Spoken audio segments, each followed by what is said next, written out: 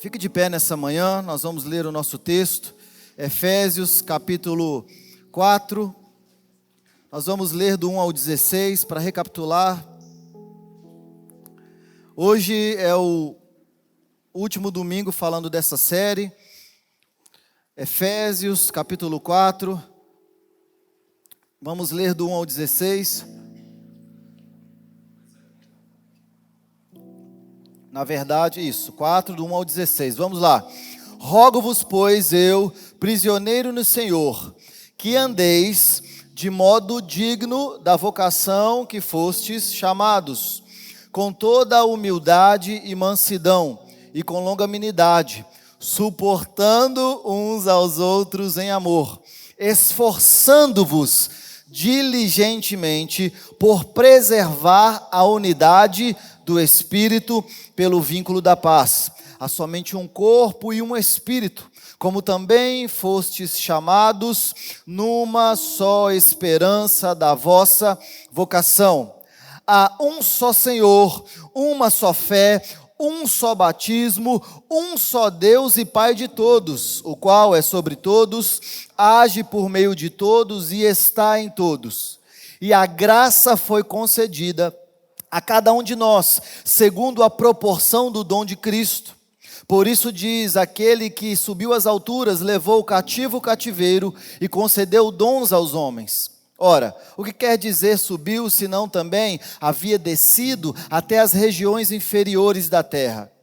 Aquele que desceu é também o mesmo que subiu acima de todos os céus para encher todas as coisas. Ele mesmo concedeu uns para apóstolos, outros para profetas, outros para evangelistas e outros para pastores e mestres, com vista, com o propósito, com a finalidade ao aperfeiçoamento dos santos, para o desempenho do seu serviço, para a edificação do corpo de Cristo, até que todos cheguemos à unidade da fé e do pleno conhecimento do Filho de Deus e da perfeita varonilidade, à medida da estatura da plenitude de Cristo, para que não mais sejamos como meninos agitados de um lado para o outro e levados ao redor por todo o vento de doutrina, pela artimanha de homens, que pela astúcia com que induzem ao erro, mas seguindo a verdade em amor,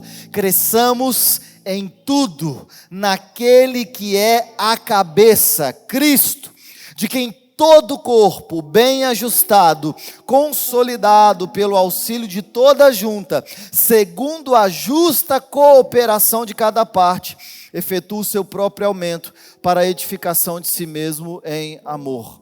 Pai, esta é a tua palavra, e nós nos submetemos à tua palavra, sabendo que ela é viva e eficaz, e nós, assim como nós declaramos aqui nessa manhã, ela é a nossa regra máxima de fé.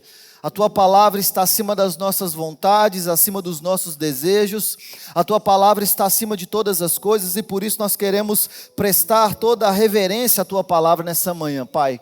Em nome de Jesus, nós nos submetemos à tua palavra, nós nos submetemos à autoridade que o Senhor concedeu às Escrituras, a fim de que elas possam moldar o nosso coração, transformar a nossa mente, a fim de que nós possamos viver uma vida que agrade ao Senhor, em nome de Jesus. Amém.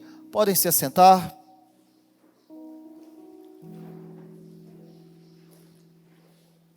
Hoje é o 5º domingo que nós estamos falando sobre a maturidade e a unidade da igreja, né? O nome dessa série é Unidade, o fundamento inegociável da igreja. Então, se é inegociável, não tem como você negociar, obviamente. A unidade é o fundamento inegociável. E nós, ao longo desses domingos, né, eu em 4 domingos, o pastor Felipe em um domingo, nós trabalhamos aqui justamente sobre esse fundamento. E eu quero fazer uma rápida recapitulação para a gente poder ir para o alvo final de tudo isso que nós estamos falando nesses dias. Nós vimos que a unidade, ela não é algo que nós criamos enquanto igreja. A igreja, ela não pode produzir a unidade. E acreditando nisso, muitas igrejas estão forçando e criando algo que na verdade é artificial. Começa pelo fazer e corrompe as relações. Começa pela demanda da estrutura, mas corrompe o que é a vida e a vocação e a natureza do que é ser igreja. Nós não temos a capacidade humana de preservar a unidade se não for pelo Espírito Santo. E é por isso que a ordem bíblica é que nós devemos preservar a unidade e não criar a unidade. Nós não fabricamos a unidade. O que você vê no mundo não é unidade, o que você vê no mundo é união. Você tem um time, uma torcida, estão todos juntos, reunidos com o mesmo objetivo. Porém, a união dessa galera vai depender do resultado da partida. A união dessa galera, ela termina aos 45 do segundo tempo, quando cada um vai para a sua casa e cada um vai viver a sua vida. Aqui não acontece isso, graças a Deus. Essa é a diferença entre unidade e união. União é uma junção temporária para um benefício próprio, enquanto unidade, que nós devemos preservar, é uma vida sacrificial para a glória do Senhor. É totalmente diferente. Agora, quando nós olhamos para o mundo, nós vemos união, mas o que Deus quer que nós, enquanto igreja, preservemos é a unidade, pelo vínculo da paz. Então, enquanto depender de nós, temos paz com todos, é o que as Escrituras vão nos ensinar. Então nós aprendemos que a unidade não é algo que eu crio, mas é um dom de Deus que foi dado por Jesus à igreja, e porque Ele conquistou essa unidade e Ele nos presenteou, e eu disse lá nos primeiros domingos, que se você separar teologicamente a carta aos Efésios, você pode separar dos capítulos 1 ao 3, que é um indicativo, o que Deus fez. E o que Ele fez vai nos dar uma responsabilidade dos capítulos 4 ao 6 de um imperativo. Deus Ele fez e por isso Ele requer de nós algo que corresponda com aquilo que Ele fez. Se Ele já morreu em nosso lugar, se Ele já ressuscitou ao terceiro dia, se Ele está sentado à destra de Deus Pai, esperando até que todos os inimigos sejam colocados como estrado de seus pés, o que Ele requer de nós é que no mínimo nós preservemos a unidade pelo vínculo da paz. Nós também trabalhamos nesses domingos que unidade, ela não é um grupo de afinidade. Durante muito tempo, talvez você pensou que fosse assim, eu vou ter unidade com alguém que eu tenha afinidade. Mas nas Escrituras isso não corresponde. E é a pedagogia de Deus. E é justamente por isso que Ele vai falar sobre a diversidade. É por isso que Ele vai conceder dons diferentes a cada um, para que haja uma unidade de propósito, mesmo em meio às nossas diferenças. Mesmo em meio a diferenças de dons. Então é por isso que a analogia que Paulo vai utilizar aqui em outros lugares é a analogia do corpo. Quando nós olhamos para o corpo, nós sabemos que existem vários membros que estão trabalhando proporcionalmente para que nós possamos ver a vida naquele corpo.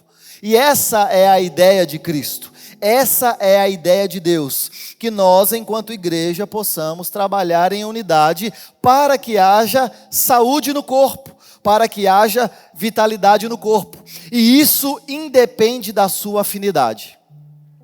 E chegaram muitas dúvidas para mim, mas então, pastor, quer dizer que eu vou ter que ter intimidade com todas as pessoas? Obviamente que isso não é possível, ninguém consegue ter intimidade com todas as pessoas. Mas a questão talvez não seja essa. Preste atenção aqui em mim. Talvez a questão não seja essa, de você ter intimidade com todas as pessoas. Mas talvez é uma reflexão que você tem que fazer. Tem alguém que você não tem intimidade, porque existe alguma coisa que está prejudicando a relação? Porque se tem alguém que você não consegue ter intimidade, porque algo está prejudicando a relação, então isso está fazendo força contrária a preservarmos a unidade pelo vínculo da paz. Então fica uma reflexão para todos nós. Eu não consigo ter intimidade com todos, eu entendo, eu sou o pastor dessa igreja, eu tento com todas as ferramentas que eu tenho alcançar a todos, e sou aberto a todas as pessoas, mas eu sei que nem todos são assim. Eu sei que nem todas as pessoas conseguem ter uma vida assim, eu entendo. Mas o fato de você não se conectar com ninguém, isso já é algo que você precisa refletir. Amém? Então não é sobre um grupo de afinidades, mas nós devemos preservar a unidade pelo vínculo da paz. Não é um grupo de afinidade, mas é porque nós estamos inseridos em Cristo Jesus. E sabendo que Deus é o nosso Pai, eu não posso escolher então o meu irmão. E nós também falamos sobre a diversidade dos dons. O pastor Felipe trouxe aqui, dizendo que quando você tem a clareza de que você pertence a Deus, você também tem a revelação de que você pertence ao próximo. É muito esquisito um crente que não tenha outro crente da sua igreja na agenda da sua semana. É muito esquisito. Você não precisa ter intimidade com todos, mas você não colocar ninguém na sua agenda para você servir uma pessoa, isso está falando sobre algumas coisas que nós vamos trabalhar nessa manhã aqui, mas está falando sobre a falta de saúde de você como membro. Nós precisamos colocar pessoas na nossa agenda, mas eu coloco a minha família, mas eu coloco a minha vida, mas o que eu ensinei aqui esses dias é que a unidade ela começa pela igreja, não é pela nossa família. A unidade começa pela igreja, e através da igreja nós vamos então perpetuando isso, e nós vamos então espalhando isso. E para que nós estamos estudando tudo isso? Por que nós falamos sobre unidade? Por que eu falei sobre preservar a unidade? Sobre de fato não ser um grupo de afinidade? Sobre suportar uns aos outros? Aquele irmão é chato pra caramba. Que bom, você também é. Suporte uns aos outros. Aleluia. Porque vai ter época que vai ficar muito chato de congregar. Que vai ficar meio que insuportável. E é por isso que o texto está dizendo claro. Você precisa suportar uns aos outros em amor. Porque a mesma graça que você derrama sobre os outros, com a mesma medida que você medir alguém, é a mesma medida que você será medido. Então, qual que é o alvo final dessa unidade? Por que Deus ele planejou da forma como ele planejou? A igreja ter pessoas difíceis não é um plano B de Deus, é o plano A de Deus. Pessoas que confrontam a sua personalidade, que confrontam o seu caráter, que confrontam a sua metodologia, é o plano A de Deus. Quando nós falamos aqui que nós somos uma igreja saudável, está falando que a palavra que é exposta através das escrituras, ela é saudável. Agora a questão é, nós precisamos nos tornar saudáveis. E qual que é o alvo disso tudo? Quero trabalhar nessa manhã. Por que nós devemos então permanecer em unidade, já que foi um presente dado pelo próprio Deus? O alvo final da unidade é a maturidade em Cristo Jesus. E esse, irmãos, é o processo da edificação. Ele não tem um fim em si mesmo. A unidade não tem um fim em si mesmo, em apenas unir um povo. Não é sobre isso. Quando Jesus ele disse que não havia mais judeus ou gregos, ou pretos ou brancos, ricos e pobres, o meio pelo qual ele vai desenvolver a vontade dele é a unidade. Mas a unidade não é o fim em si mesmo, mas é um meio para que nós possamos alcançar a plena maturidade, a estabilidade, como Paulo vai dizer. Nós acabamos de ler aqui Efésios, projeta para a gente, por favor, de novo, dos versículos 13 aos versículos 16, Pedro. Efésios, capítulo 4, 13 e 16. Qual que é a finalidade da unidade? O que o texto vai dizer? Até que todos cheguemos à unidade da fé e do pleno conhecimento do Filho de Deus, a perfeita varonilidade, a medida da estatura da plenitude de Cristo, para que não mais sejamos como meninos, agitados de um lado para o outro e levados ao redor por todo o vento de doutrina, pela artimanha dos homens, pela astúcia com que induzem ao erro, mas, seguindo a verdade em amor, cresçamos em tudo naquele que é o cabeça, a cabeça, Cristo, de quem todo o corpo bem ajustado, consolidado, pelo auxílio de toda a junta, segundo a justa cooperação de cada parte, efetua o próprio aumento para a edificação de si mesmo em amor. Então existe um propósito, existe um ponto de chegada e uma finalidade do porquê ele estabeleceu a unidade como um fundamento inegociável para a igreja. O alvo da igreja, irmãos, é a perfeição. O alvo da igreja é essa plena estatura de Cristo. Isso envolve muitas coisas. Nós podemos verificar aqui no texto, por exemplo, que para que nós possamos ser aperfeiçoados, e aperfeiçoados nós estamos falando de amadurecidos, isso requer de nós a unidade da fé. Unidade da fé, nós trabalhamos aqui nos domingos passados, é uma completa concordância doutrinária, pelo menos aqui dentro dessa igreja. Porque, Pedro, tem a igreja A, tem a igreja B, tem a igreja C. Irmãos, cada um que responda ao Senhor de acordo com aquilo que o Senhor entregou a cada um. Mas dentro de um mesmo corpo, dentro de uma mesma comunidade de fé, o que nós devemos chegar é à unidade da fé. Não cada um falar qualquer coisa, não cada um pensar em qualquer coisa. Eu sei que você já passou por ambientes assim, onde chegava alguém e pregava A. Chegava na outra semana, alguém despregava aquilo que a pessoa pregava. Aí depois chegava um outro e falava Z. E depois chegava o outro e despregava o que os 3 anteriores tinham pregado. E você saía no domingo, você lembrava das músicas, mas você não lembrava daquilo que tinha sido pregado. Sabe por quê? Porque isso não gera maturidade em ninguém. Isso não desenvolve ninguém. A forma pelo qual nós somos desenvolvidos passa pela unidade da fé. Nós precisamos viver em concordância doutrinária. Isso é espinha dorsal, irmãos, para a igreja.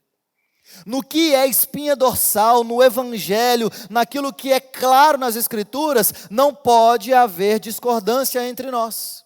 E o texto de Paulo vai continuar trabalhando, falando, olha, no pleno conhecimento do Filho de Deus. Ou seja, é um conhecimento que vai além da nossa razão.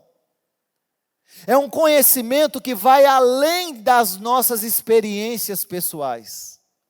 É um conhecimento que vai além da gnose, a epignose, é um conhecimento que é revelado pelo próprio Deus. O Espírito que habita em nós testifica que Deus é o nosso Pai, mas Ele também testifica que a Bíblia é a palavra do nosso Pai entregue a todos nós. E isso vai fazendo com que nós possamos nos aprofundar no pleno conhecimento de Deus.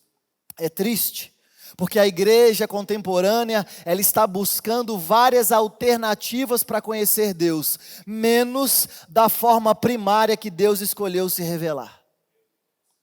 Porque o que Hebreus vai dizer no primeiro capítulo é que Deus ele falava de muitas formas aos pais pelos profetas, mas que hoje ele fala por intermédio do seu Filho. E o Filho é revelado nas Escrituras, o Verbo que se fez carne e habitou entre nós. Qual é a forma primária de Deus se revelar à igreja? Através das Escrituras sagradas. O pleno conhecimento do Filho de Deus, ele não vai vir se nós não nos aprofundarmos nas Escrituras sagradas. E é por isso que aqui nessa casa nós temos zelo pela doutrina, pela sã doutrina. Nós temos um amor pela palavra, a fim de que possamos trabalhar pela mesma unidade da fé e pelo pleno conhecimento do Filho de Deus. Mas Paulo também vai trabalhar sobre a perfeita varonilidade. O que isso significa? É o estado perfeito de maturidade. Vai falar sobre essa medida da estatura, da plenitude de Cristo, irmãos. É um reflexo completo do próprio Cristo habitando em nós. E eu sei que ninguém aqui está pronto. Fica tranquilo. Mas nós, pelo menos, precisamos estar na direção correta.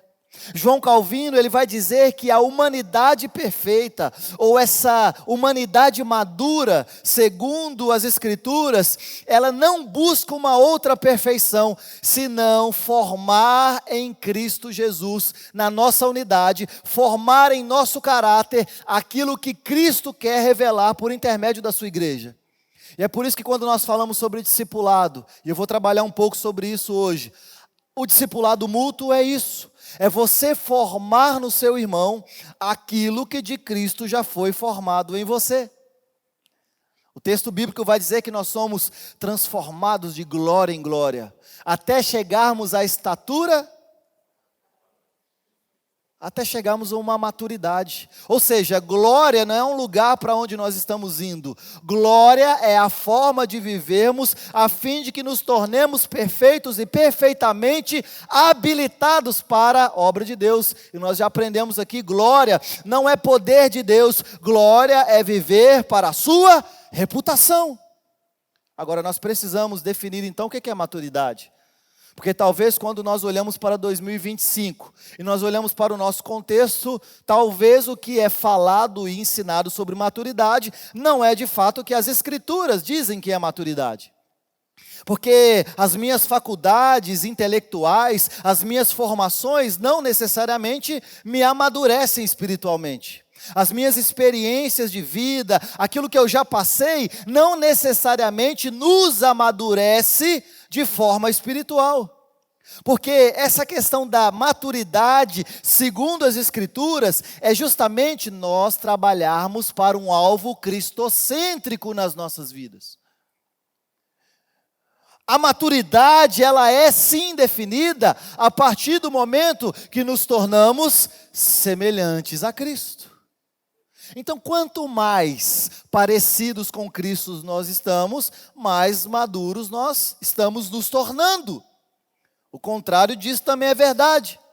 Nós precisamos ser semelhantes a Cristo, alcançando essa medida da estatura da plenitude, ou seja, ninguém está pronto, ninguém aqui ainda é maduro o suficiente, porque senão, certamente o Senhor já teria soprado e você já teria subido como um anjinho sobre as nuvens. Se nós estamos aqui, se nós ainda estamos respirando neste tempo, é porque ainda existe uma responsabilidade de nós nos tornarmos semelhante a Cristo. E o que nós estamos aprendendo aqui é que muito de se tornar semelhante a Cristo fala sobre aspectos morais de como nós devemos lidar com o nosso irmão. Porque senão a gente só joga isso para o subjetivo. Senão a gente só joga isso terceirizando a responsabilidade para Deus, como o homem e a mulher fizeram no jardim. Não, Deus é quem vai fazer a obra. Não, Deus é quem vai operar o milagre. Não, Deus é quem vai fazer, irmãos, aquilo que Deus tinha que fazer, Ele já fez. Existe uma frase antiga que eu gosto muito que diz que Deus, Ele já moveu céu, terra e inferno para nos dar a salvação, mas Ele não vai mover uma palha para nos tirar do sofá. Porque se é nossa responsabilidade preservarmos a unidade com o fim da maturidade, nós temos então que corresponder com aquilo que já foi feito, alvo cristocêntrico, nos tornarmos semelhantes a Cristo. E o que já foi ensinado aqui na igreja é que você se torna parecido com quem você adora. Você se torna parecido com aquilo que você se alimenta. Durante a sua semana, você se alimenta mais do Cristo? Ou você se alimenta mais de si mesmo? Você se alimenta mais do Cristo? Ou você tem se alimentado mais das mesas que são oferecidas onde não há o corpo repartido e o sangue derramado? O alvo do cristão é cristocêntrico, é nos tornarmos semelhantes ao Cristo, mas nós precisamos corresponder com Cristo. É aprender dele, que é manso e humilde. É obedecer os seus estatutos, os seus princípios. Mas esse alvo cristocêntrico, ele não é apenas pessoal. O alvo cristocêntrico, ele é comunitário. A maturidade, ela não é apenas para uma pessoa. O que a Bíblia nos revela é que a maturidade, ela tem que ser comunitário. O que Paulo vai dizer? Até que o pastor chegue à plenitude, é isso que ele está dizendo? Até que o diácono chegue à plenitude? Até que o irmão do louvor chegue à plenitude? Não, o que ele está dizendo? Até que todos cheguem à plenitude, todos devem amadurecer. Todos nós temos a responsabilidade de amadurecer. A maturidade é uma realidade comunitária. E isso exige de nós um conhecimento profundo de quem Cristo é. Então eu já fui professor de seminário durante muitos anos, e eu não quero falar aqui contra seminários, mas o seminário só existe hoje, na maior parte, porque nós terceirizamos a responsabilidade da sã doutrina das plataformas das nossas igrejas. Nós tiramos a sã doutrina das plataformas e terceirizamos a responsabilidade. Quer aprender teologia? Vai para um seminário. Quer um conhecimento aprofundado de Deus? Vai para um seminário. Quer saber um pouco mais das Escrituras? Vá para um seminário. Nunca foi a ótica de Deus. A ótica de Deus é que nós, em comunidade, cheguemos à maturidade pela unidade no pleno conhecimento de quem Cristo é. Eu lembro de um amigo que eu ganhei para Jesus. Passou um tempo e ele mandou uma mensagem para mim falando assim: eu quero estudar demonologia, o que você acha? Eu fiquei pensando assim, demonologia. Eu falei, deixa eu te perguntar uma coisa, você já sabe tudo de Cristo? Porque eu estudo a Bíblia há 14 anos de forma sistemática. Eu não sei 20% de Cristo. E não só saber no intelecto, mas eu estou falando até na prática de vida. Nós estamos colocando tantas coisas na nossa vida para substituir a nossa responsabilidade do pleno conhecimento. A maturidade, ela envolve a unidade da fé no pleno conhecimento do Filho de Deus. A prioridade de todo cristão é se tornar semelhante a Cristo. A prioridade de todo filho de Deus é ser parecido com o seu irmão mais velho, Cristo Jesus. E já que Jesus é um com o Pai, nós somos um com Cristo, então nós somos um com o Pai, devemos exercer a responsabilidade de transmitir a sua vocação. Então a gente não está falando aqui de um conhecimento místico, irmãos. Nós não estamos falando aqui de algo subjetivo, nós estamos falando aqui de uma compreensão crescente que nos aprofunda na responsabilidade da verdade que nós já temos, é o Evangelho. Se tem algo que ninguém vai poder dizer para Jesus quando nós formos entregar as nossas obras para Ele é: eu não sabia.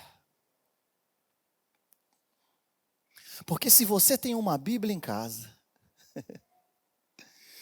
se você tem olhos para ler, se você tem ouvidos para ouvir e boca para falar, se tem algo que nós seremos responsabilizados pela nossa não profundidade no pleno conhecimento de Deus, e como a maturidade é uma exigência comunitária, isso não afeta só você, isso afeta o corpo, isso afeta a vontade de Deus de exercer a unidade na igreja. Então por que o alvo da unidade é a maturidade? Existem perigos na imaturidade. A imaturidade espiritual, ela é marcada por instabilidade. Quer ver um crente que não é maduro? É um crente instável. Hoje ele quer entregar a vida dele por Jesus. Eu vou ser mártir. Amanhã eu já não quero mais nada. Semana que vem, é tudo nosso. Na outra semana, não quero mais nada. Na outra semana, e vai assim, vivendo ventos agitados, como meninos, é o que Paulo vai dizer, imaturos, instabilidade, vulnerabilidade à heresia. De vez em quando eu escuto algumas pessoas conversando aqui na igreja, falando algumas coisas, que eu penso assim, eu até não corrijo a pessoa na hora, mas o que eu penso? Eu preciso trabalhar mais nessa igreja. Eu preciso ensinar mais. Até que todos cheguemos à estatura. Porque o que Paulo está trabalhando aqui é que quando não há unidade, não há maturidade. E se não há maturidade, somos como meninos, agitados de um lado para o outro, levados ao redor por todo o vento de doutrina. A igreja substituiu a unidade pela doutrina.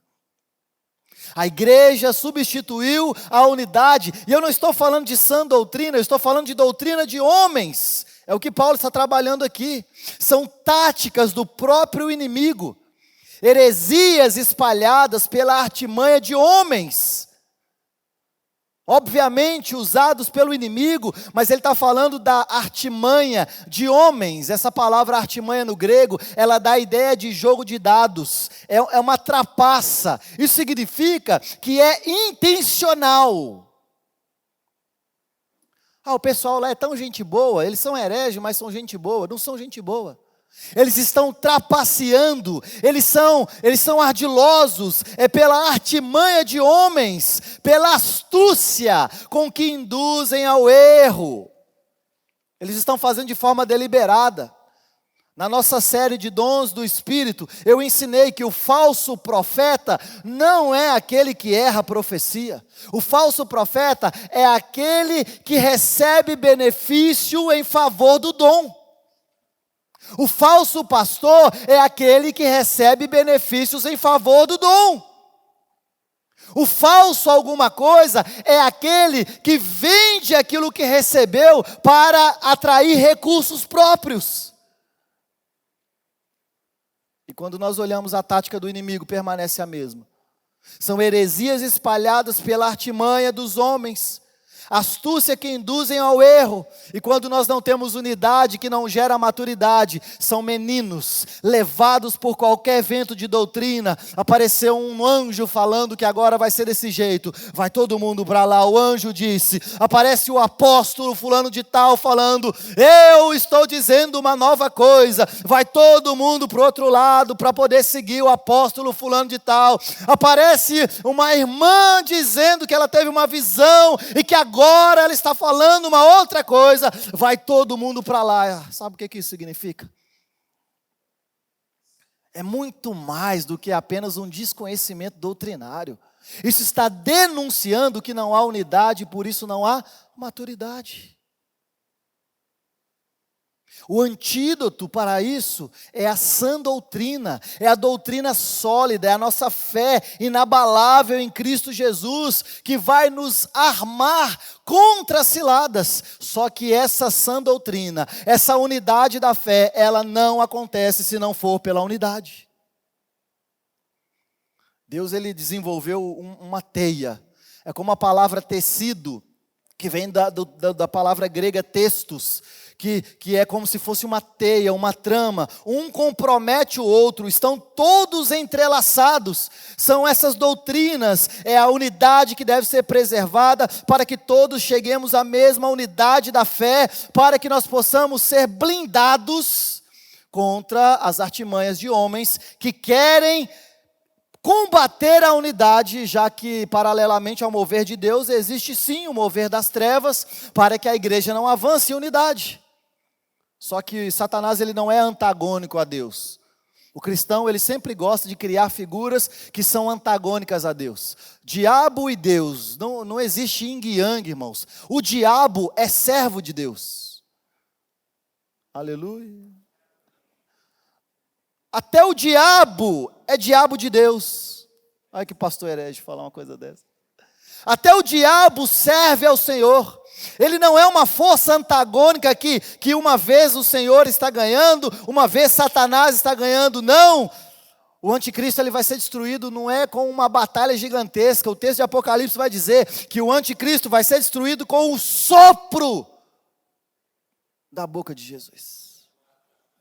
Não é essa força antagônica, mas ele induz, ele escolhe homens que pela sua artimanha vão induzindo ao erro. E o antídoto para isso é sã doutrina, palavra do Senhor, sã doutrina, palavra do Senhor. Cheguemos à mesma unidade da fé, inabalável a Cristo, para que nós possamos ser então, o quê? Blindados contra as artimanhas. Isso vai gerando unidade, isso vai gerando maturidade, e essa maturidade vai tirar você de uma vida de instabilidade. A questão é, a estabilidade de uma pessoa não é só sobre igreja, porque nós somos seres integrais. Eu estou falando aqui de gente que tem uma vida estável na vida por completo. Hoje eu quero tudo, amanhã eu não quero nada. Hoje está todo mundo junto, amanhã está todo mundo separado. Falta unidade, falta maturidade, por isso são levados por qualquer evento de doutrina. Agora, se o nosso alvo ele é cristocêntrico, e sim, a maturidade, segundo as Escrituras, é definida como sermos semelhantes a Cristo, alcançar essa medida da estatura da plenitude de Cristo. E sim, a maturidade ela tem que ser comunitária, já que Paulo vai dizer até que todos cheguemos a essa unidade, pautados no pleno conhecimento profundo de quem o Senhor é, revelado nas Escrituras, não nesse conhecimento místico, já que nós temos o Evangelho como a revelação dada pelo próprio Deus. Nós precisamos lutar contra a nossa instabilidade, porque o perigo da estabilidade é justamente denotar-nos que a imaturidade, ela vai nos tornar vulneráveis, susceptíveis. Se somos como meninos agitados de um lado para o outro, isso significa que qualquer vento de doutrina vai me tirar do lugar que eu deveria estar. O engano sempre foi espalhado, sempre será espalhado pelas artimanhas de homens, pela astúcia com que deliberadamente eles induzem ao erro. E é por isso, irmãos, que no versículo 16, Paulo ele vai trabalhar a edificação mútua. É por isso que Paulo está dizendo que a responsabilidade de cada membro no corpo é de cooperar com a sua justa medida. E no domingo passado eu fiz essa reflexão aqui nessa manhã, na manhã de domingo passado. Falei, qual que é a sua cooperação no corpo de Cristo? Qual que é a sua justa medida dentro do corpo? Qual é a minha cooperação? Porque a edificação, ela é mútua, e talvez esse seja o clímax da metáfora do corpo. Talvez esse seja o final do filme. Talvez esse seja o momento ápice. Todo esse trabalho maravilhoso de Paulo, nessa pequena carta, isso é para nos levar ao clímax dessa metáfora do corpo, ou seja, o corpo bem ajustado, o corpo consolidado. E quando nós estamos bem ajustados, como que nós nos tornamos bem ajustados? Preservando a unidade na diversidade, suportando uns aos outros. Nós aprendemos aqui sobre mansidão, sobre humildade, sobre longanimidade. Quando nós estamos bem ajustados e consolidados, o crescimento ele é efetuado pela justa cooperação de cada parte. E é por isso que no domingo passado eu usei 2 exemplos aqui, até bobos, mas o exemplo da igreja é como um ônibus. O pastor dirige e todo mundo fica sentado observando. Ou como uma pirâmide, o pastor está no pináculo e todo mundo está na base de baixo esperando o que vai acontecer. Isso rouba da igreja a responsabilidade de cada parte em efetuar a sua justa cooperação. Quando que a igreja, ela cresce de forma orgânica? Porque para crescer a igreja é fácil, irmãos. Fazer igreja crescer é fácil. Acredita em mim. Fazer igreja crescer é fácil. Mas como que nós crescemos organicamente? Como que nós crescemos de acordo com as Escrituras? Confiando que de fato, quando nós pregamos o Evangelho, é Deus quem acrescenta aqueles que Ele quer acrescentar.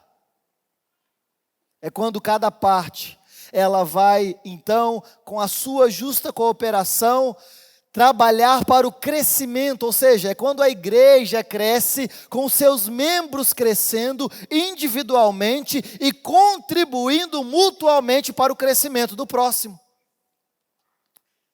Isso é um crescimento orgânico de uma igreja. Nós poderíamos atrair pessoas com falácias, nós poderíamos atrair pessoas com metodologias, nós poderíamos atrair jovens com pirotecnia nessa igreja, mas não é o propósito de Deus para a vida da igreja. Nós precisamos crescer organicamente com esse clímax da metáfora do corpo. Vamos cooperando com a nossa justa parte e nós vamos crescendo individualmente e coletivamente até que cheguemos à maturidade. Então, sinceramente, esse discipulado mútuo na igreja, ele tem que ser uma realidade. Você que é crente, você que nasceu de novo, você deve investir no crescimento do seu irmão. E aí fica a reflexão: quem você ajudou a crescer nessa semana? Eu não estou fazendo como o Felipe, que eu estou fazendo uma pergunta que quer a resposta, é retórica. Mas quem você, nessa semana, ajudou a crescer?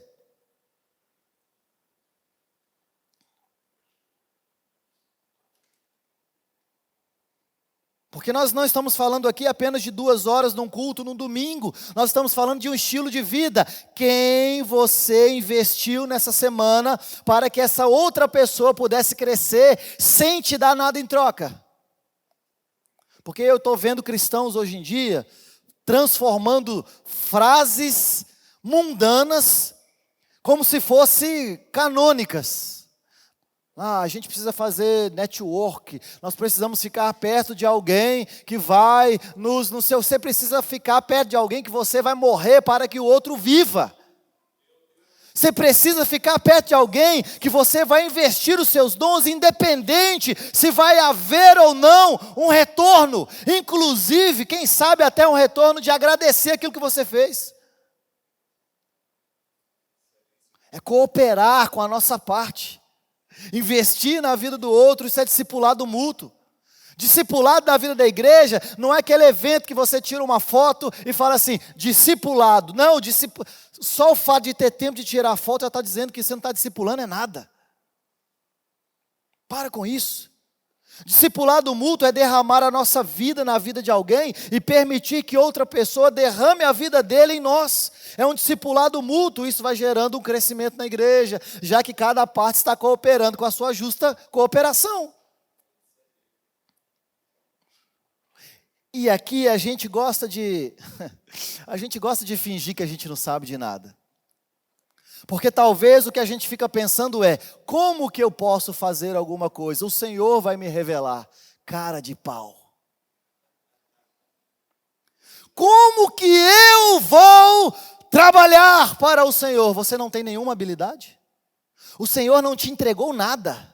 Você não tem nada, você não tem nenhum conhecimento, você não tem nenhuma habilidade, você não consegue servir a uma outra vida com nada. A resposta obviamente é não. Porque todos nós, independente daquilo que nós temos, nós conseguimos servir a vida de uma outra pessoa, mesmo que seja com o seu ouvido.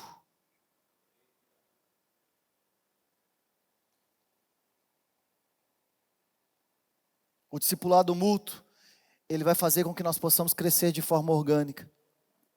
E nós precisamos também ter uma tolerância ao crescimento. Porque crescer todo mundo sabe que é difícil. Crescer dói. Então nós precisamos também dar espaços para que as pessoas possam crescer, florescer, amadurecer. Uma congregação infantil, ela não permite que os seus irmãos cresçam. Ah, que desafio é você emancipar intelectualmente as pessoas. É um desafio. Quando você emancipa intelectualmente as pessoas, você dá a oportunidade da pessoa em seguir ou não seguir. Em fazer ou não fazer. Por isso que muito mais fácil é a falsa religião, que trabalha para a pessoa dizendo, faça isso, não faça aquilo, se vista assim, não faça isso, coma isso, não beba isso, faça aquilo, isso. Pronto, você está salvo, você entrou na caixinha de Deus. Você entrou na caixinha, agora você está salvo. A primeira escapada que a pessoa dá, você já sabe o que é que acontece. Cerca proibitiva não transforma ninguém, irmãos. Emancipação intelectual é o que as Escrituras nos ensinam, a fim de que tudo que nós fazemos, por mais que seja um imperativo, é deliberado. E aqui é uma tensão que nós temos que lidar com isso. É um imperativo? É um imperativo, mas tem que ser deliberado. Quer ver só um exemplo? Nós temos ricos e pobres congregando na mesma igreja. E eu nem estou falando só dessa igreja, estou falando de todas as igrejas, inclusive das Escrituras.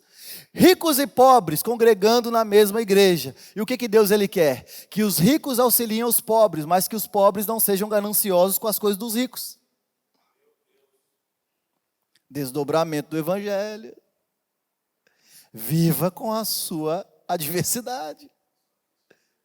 Então essa tolerância ao crescimento, ela tem que ser gerada no nosso coração. Uma congregação infantil não permite que os outros irmãos possam crescer e possam amadurecer. E outra coisa, nós precisamos estar cientes que há um inimigo das nossas almas, e a Bíblia diz que ele está como um leão, rugindo ao derredor, buscando a quem possa tragar. E há um desequilíbrio na vida dos cristãos, porque um lado tudo é diabo, mas existe o outro lado que nada é o diabo. Um lado tudo é Satanás. Se ele bater o dedinho mindinho na quina da cama à noite, com a luz apagada, o Satanás está furioso. Mas daí também tem o grupo que não tem discernimento de nada. É quase que o próprio Satanás se revelando na frente dele, falando, sou eu. E ele não consegue perceber. Irmãos, conscientize-se, existe um inimigo. E como que nós devemos lutar contra o inimigo? A Bíblia também é clara, nós precisamos de uma doutrina sólida, a fim de permanecermos na verdade em Cristo Jesus. Essa é a nossa armadura espiritual. A armadura espiritual é a conscientização de uma obra consumada e da minha responsabilidade, a fim de que essa sólida doutrina me faça permanecer mesmo em ataques adversos do inimigo. Porque nem sempre o Senhor nos livra. Nem sempre o Senhor nos tira de alguma adversidade. Talvez um evangelho, ou como Paulo diria, um outro evangelho que tem sido ensinado, é que se der certo é de Deus, se der errado é do diabo. Está muito fácil de enganar crente. Deu errado, é o diabo. Deu certo, é do Senhor. Fácil. É só o Satanás fazer dar certo, que aí a gente vai continuar achando que é o Senhor. Essa conscientização do inimigo vai nos pautar numa doutrina sólida. E quando nós temos uma doutrina sólida, a gente sabe. Irmãos, sinceramente, na maioria das vezes que dá errado, é o Senhor. Agostinho de Hipona, ele tem uma frase que diz assim: se Deus respondesse todas as minhas orações, eu já estava no inferno.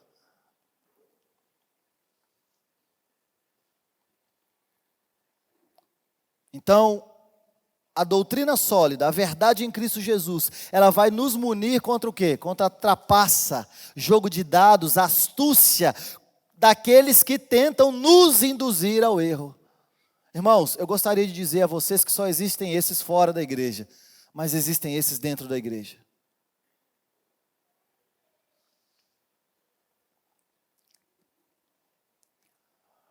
Agora, o nosso caminho é o quê? Preservar a unidade para crescimento, para a maturidade. E existe esse caminho do crescimento que está escrito lá no versículo 15. Projeta para mim o versículo 15, por favor, Pedro. Seguindo a verdade em, cresçamos em tudo. Nós temos um caminho, esse caminho é a maturidade. Mas o nosso caminho tem um alvo, o nosso alvo é Cristo. Ele é o nosso cabeça. Ele é o nosso líder. O crescimento se dá através da prática da verdade em amor, segundo o apóstolo Paulo. Nós devemos crescer em tudo. E quando fala em tudo, está falando em todas as áreas da nossa vida.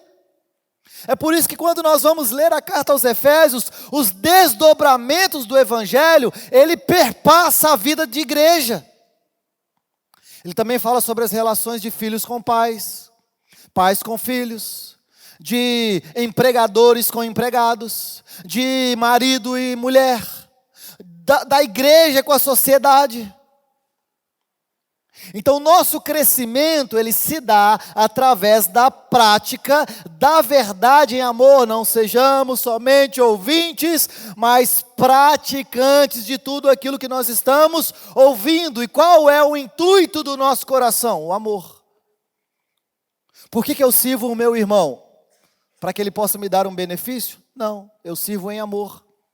Por que eu coopero com a minha parte, segundo aquilo que Deus propôs no meu coração? Porque eu devo viver em amor. A base da igreja, o fundamento da igreja é amor. Deus é amor. O ato deliberado do nosso coração, então, é viver em amor. Devemos crescer em tudo, em todas as áreas da nossa vida. Ele é o cabeça, Ele é o molde, Ele é o modelo, Cristo. Cristo é o nosso centro, Cristo é o nosso líder. Ele é o antídoto para a imaturidade. E o que nós vamos fazer? Seguindo a verdade em amor. Crescimento acontece em tudo naquele que é o cabeça, quando nós começamos a praticar aquilo que nós já recebemos. Isso aqui talvez ficou jogado para trás. Porque eu prefiro que você falte alguns domingos, se você não for colocar em prática o que você aprende todo domingo.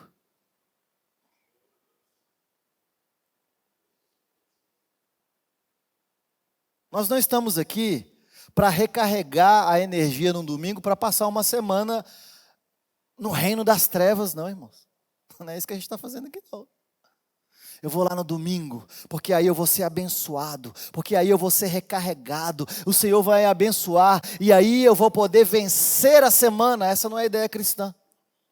A ideia cristã é que nós possamos nos reunir ao domingo, louvar ao Senhor em coletividade, a fim de que nós possamos pastorear a cidade nas esferas da sociedade em que nós estamos inseridos. O seu trabalho, ele é maior durante a semana, como um cristão. Falar que está em unidade num culto desse, num ar-condicionado desse, é tranquilo. Eu quero ver você preservar a unidade pelo vínculo da paz, quando você está chateado dentro da sua casa e não quer receber ninguém. Cristo é o nosso líder. E se Ele é o nosso cabeça, irmãos, Ele é o antídoto para a nossa maturidade, quando nós obedecemos os seus estatutos e seguimos a verdade em amor. E isso vai gerando um crescimento em Cristo Jesus. No versículo 15 ele está falando, olha, esse crescimento em amor e em verdade. Amor e verdade, verdade e amor, em tudo que é o cabeça Cristo Jesus. Então como que o corpo ele deve funcionar? Versículo 16. Coloca, por favor, Pedro, versículo 16. A quem todo o corpo, bem ajustado, consolidado, pelo auxílio de toda junta, segundo a justa cooperação de cada parte, efetua o seu, para a edificação, em amor. Então esse versículo ele é crucial para todos nós, pois ele descreve essa mutualidade que edifica. Ele vai falar sobre essa mutualidade que edifica ao próximo.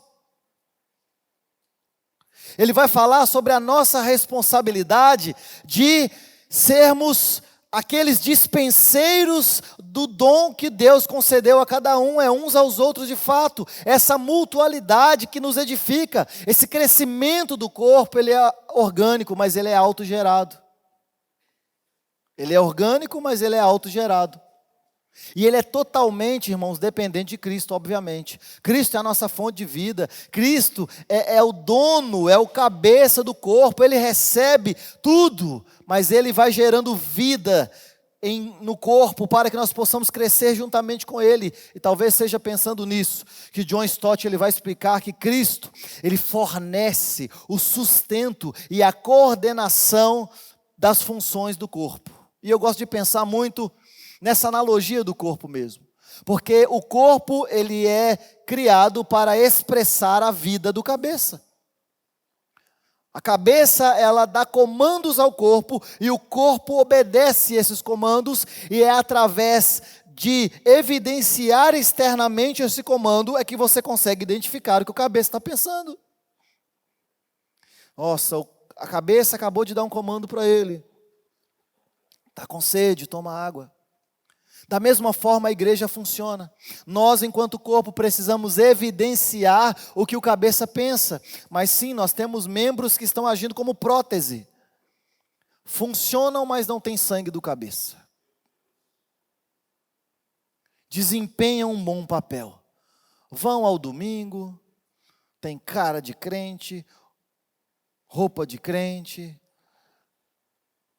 mas esqueceram no principal, que é a vida, que perpassa do cabeça para todo o corpo, bem ajustado, cooperando, submetendo-se à sã doutrina e exercendo o vínculo da paz, a unidade pelo vínculo da paz. Então Jesus é a nossa fonte de vida, e isso vai dar uma estrutura para todo o corpo. O que Paulo está dizendo? Que a estrutura é bem ajustado e consolidado pelo auxílio de toda a junta. Isso implica, irmãos, que o corpo, que a igreja, tem que funcionar de maneira organizada. E não só organizada, mas interconectada. É por isso que eu sempre falo aqui, e eu não vou cansar de falar, precisamos nos conectar a pessoas ao longo da semana. É interconectado, é interdependente. Esse é o mecanismo. O crescimento que é efetuado pela justa cooperação de cada parte, de cada membro, não importa o quão na nossa cabeça esse membro seja insignificante.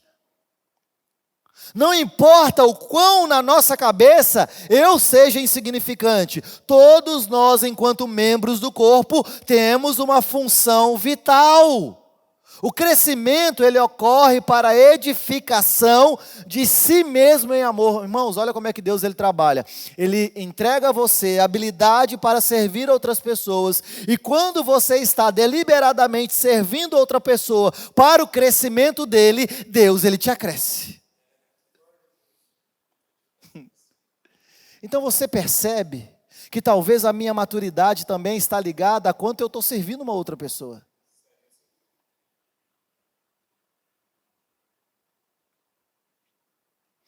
Quanto mais eu desenvolvo uma vida para mim mesmo, menos maduro espiritualmente eu consigo me tornar. Esse mecanismo que é efetuado pela justa cooperação é como essa treliça, está totalmente entrelaçado, cada membro, não importa. Talvez você pense assim, eu sou insignificante para o corpo. O valor da sua alma é o valor que Jesus deu na cruz do Calvário. Você quer discutir com o mestre? Ele pagou a nossa vida com um alto preço, sangue. A salvação, ela foi nos concedida de graça, mas ela não foi comprada de graça. Foi um alto preço, preço de sangue. Então, por isso que cada membro, com a sua função dentro do corpo, sim, tem uma função vital. Para quê? Para que o crescimento ocorra para a edificação de si mesmo em amor. De si mesmo pessoa, mas de si mesmo corpo de Cristo. O corpo cresce quando todos os membros crescem. E talvez aqui seja a nossa dificuldade enquanto igreja brasileira. O corpo cresce enquanto os membros crescem. E eles crescem quando alimentam uns aos outros. Você consegue entender? Para que haja maturidade no corpo, nós precisamos alimentar uns aos outros com a palavra de Deus. Quando eu peço aos líderes para no de casa em casa fomentar o que é falado no domingo, não é porque eu estou entregando para eles um esboço e falando, falem o que eu falo. É para que haja maturidade. É para que possamos crescer juntos. É para que haja edificação. É para que nós possamos alimentar uns aos outros com a palavra de Deus. A fim de que possamos preservar a unidade pelo vínculo da paz, para que cheguemos no alvo que é a maturidade, o crescimento da igreja, segundo o que nós lemos aqui em Efésios capítulo 4, que é um organismo complexo, ele só vai ser desenvolvido plenamente, quando nós entendermos que não basta Cristo ser o cabeça, porque Cristo não é só Jesus, Cristo é a revelação de Jesus e o corpo, amalgamados. E cada um com a sua justa cooperação. Cada membro precisa receber a nutrição para funcionar corretamente. E nessa casa eu tenho a honra de dizer: vocês recebem a nutrição para funcionar corretamente. Não é por causa do pastor, irmãos, é por causa da palavra que está sendo pregada. E é por isso que a nossa responsabilidade, a minha como pastor dessa igreja, é de assegurar que cada parte seja aperfeiçoada no seu serviço. Essa é a minha responsabilidade. A palavra vai sendo propagada e cada um vai sendo aperfeiçoado nos seus serviços. Então, como que funciona? Eu aperfeiçoo a todos e você se aperfeiçoa uns aos outros.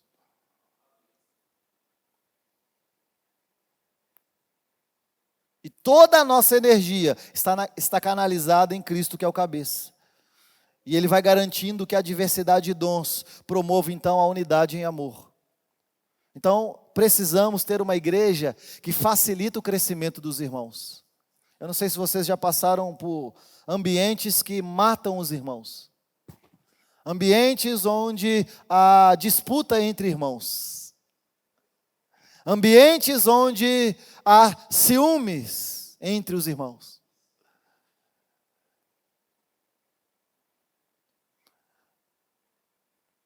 A ideia de Deus é que no ministério não haja centralização, justamente para que haja facilitamento para que outras pessoas possam crescer, facilidade para que outros possam se desenvolver.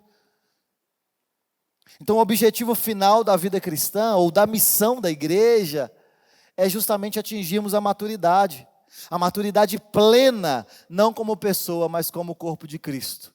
A igreja não é uma estrutura que precisa crescer, a igreja é uma pessoa coletiva que precisa amadurecer. Então a gente sim precisa refletir a imagem de Cristo em todos nós, que é o cabeça. E essa carta que nós estudamos, pelo menos nesses capítulos aqui, nos versículos do capítulo 4, vai falar que existe uma forma equilibrada e doutrinária, ou seja, aquilo que Deus fez, capítulos 1 ao 3, e aquilo que nós devemos fazer no capítulo 4 ao capítulo 6, que vai estabelecer uma forma, segundo as Escrituras, de crescimento que não é meramente um projeto individual. Não. Mas um projeto comunitário, que culmina na plenitude e no propósito eterno de Deus. Uma igreja que apenas alguns membros crescem, é uma igreja que está falhando na sua natureza, vida e vocação. Isso é um trabalho.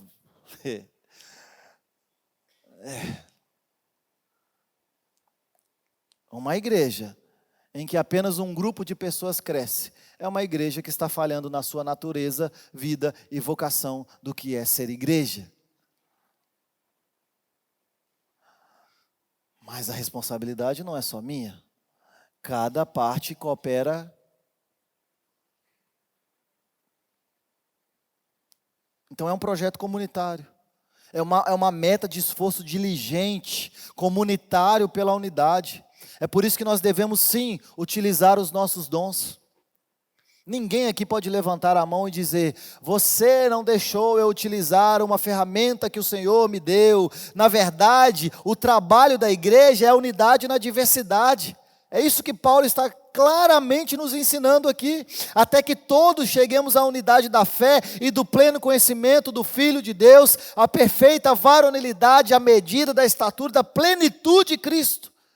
Essa varonilidade, teleios, fala de uma maturidade corporativa da igreja. Não é só de uma maturidade pessoal, é o novo homem que está sendo criado enquanto edifício de pedras vivas para nos tornarmos a casa de Deus. Esse alvo, nada mais, nada menos de alcançar a medida da estatura da plenitude de Cristo, é o padrão da nossa maturidade. Como que nós sabemos que uma igreja de fato está no caminho da maturidade? É se essa igreja almeja a ser como Cristo. Como que eu sei se uma igreja ela está de fato no caminho da maturidade? Se ela almeja ser semelhante a Cristo em todos os seus aspectos. Então é por isso que o caminho da maturidade é a edificação mútua. É o plano A de Deus, isso é impulsionado com o serviço aos santos.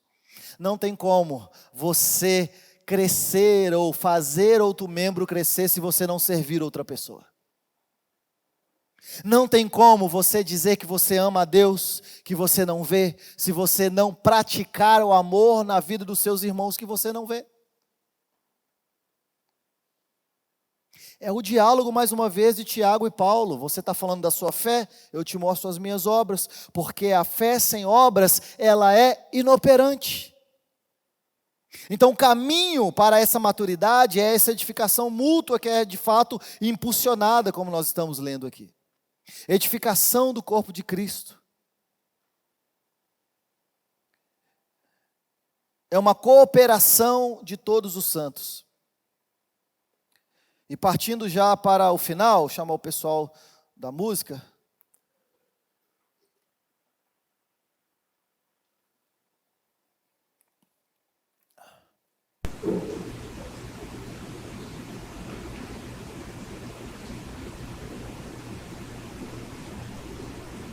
Se o caminho da maturidade é essa edificação mútua, Paulo vai dizer, com vista ao aperfeiçoamento dos santos, para o desempenho do seu serviço e para a edificação de Cristo.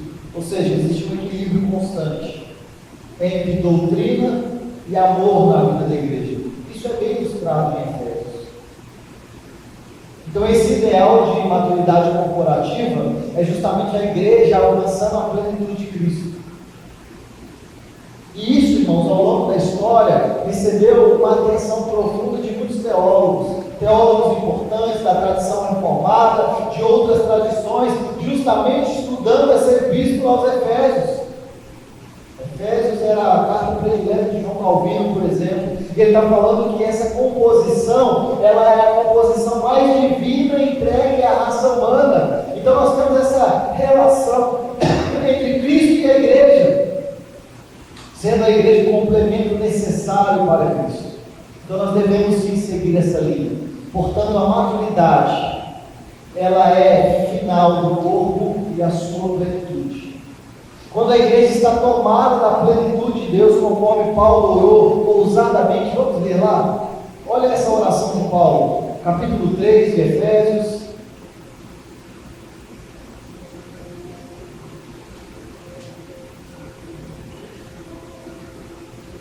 Olha essa oração de Paulo pela unidade do corpo. Efésios capítulo 3, a partir do verso 1, diz: por esta causa, eu, Paulo, sou prisioneiro de Cristo Jesus, por amor de vós, gentios, se é que tendes ouvido a respeito da dispensação da graça de Deus a mim confiada a todos vós outros, pois segundo a revelação, me foi dado a conhecer o mistério, conforme escrevi há pouco, resumidamente, pelo que quando leis, podeis compreender o meu discernimento do meu ministério de Cristo, o qual em outras gerações não foi dado a conhecer aos homens, como agora foi revelado aos seus santos, apóstolos e profetas do Espírito. A saber, os gentios são coerdeiros, membros do mesmo corpo, co-participantes da promessa de Cristo, por meio do Evangelho, do qual fui constituído ministro conforme a graça de Deus.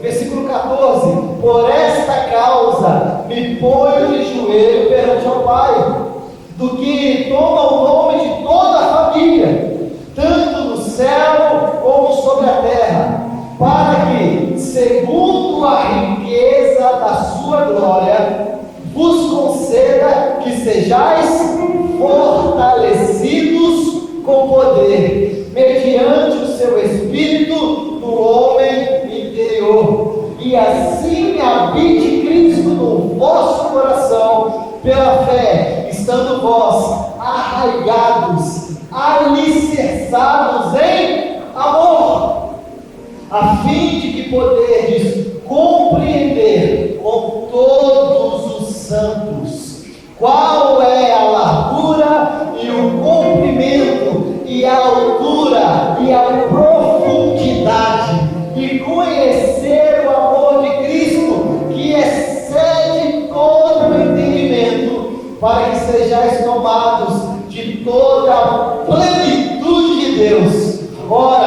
aquele que é poderoso para fazer infinitamente mais do que tudo quanto pedimos ou pensamos, conforme o seu poder que opera em nós. A Ele seja a glória na igreja e em Cristo Jesus por todas as gerações, para todos sempre. Amém.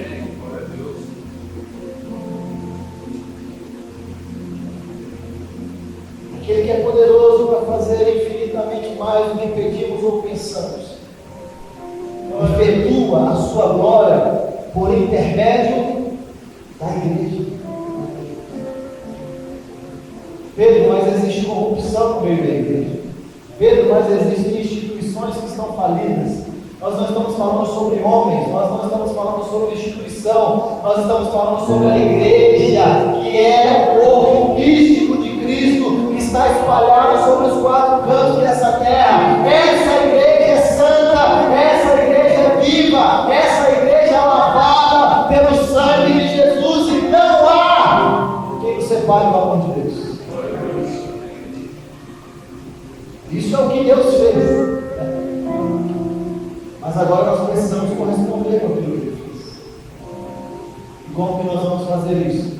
Preservando a unidade pelo vínculo da paz. Entendendo que o propósito de ser igreja é o propósito principal, para que a Ele seja a glória da igreja. Quanto mais nós vivemos igreja, mais glória nós rendemos ao nome dele. Quanto mais a unidade nós vivemos, mais glória nós rendemos ao nome dele. Quanto mais vínculo da paz nós exercemos, mais glória nós damos ao nome dele. Quanto mais submissos nós somos, mais glória nós damos ao nome dele. Quanto mais nós servimos outras pessoas, mais glória nós damos ao nome dele. Quanto mais nós servimos com as nossas habilidades e colocamos pessoas na nossa agenda, a fim de que eles possam ser edificados, mais glória nós damos ao nome do Senhor. Precisamos trabalhar para a sua reputação. Isso sim passa pela forma como nós nos comportamos, igreja. Quer ver uma igreja madura? É só você perceber uma igreja que deliberadamente vive uma vida sacrificial em prol do nosso. Estamos cansados dessa metodologia e desse pensamento consumista. Aqui não é um shopping. Aqui você não dá uma contribuição para receber alguma coisa. Aqui não é uma praça de alimentação. Vou lá, vou dar uma contribuição. Se tiver um estacionamento bom, beleza, e eu vou ser abençoado e vou para casa. Isso não é a igreja. A igreja do Senhor é quando nós nos reunimos para que nós possamos ser mortos e viver uma vida de sacrifício em prol dos nossos irmãos, entendendo que nós pertencemos uns aos outros porque nós pertencemos a Cristo. Fique de pé nessa manhã.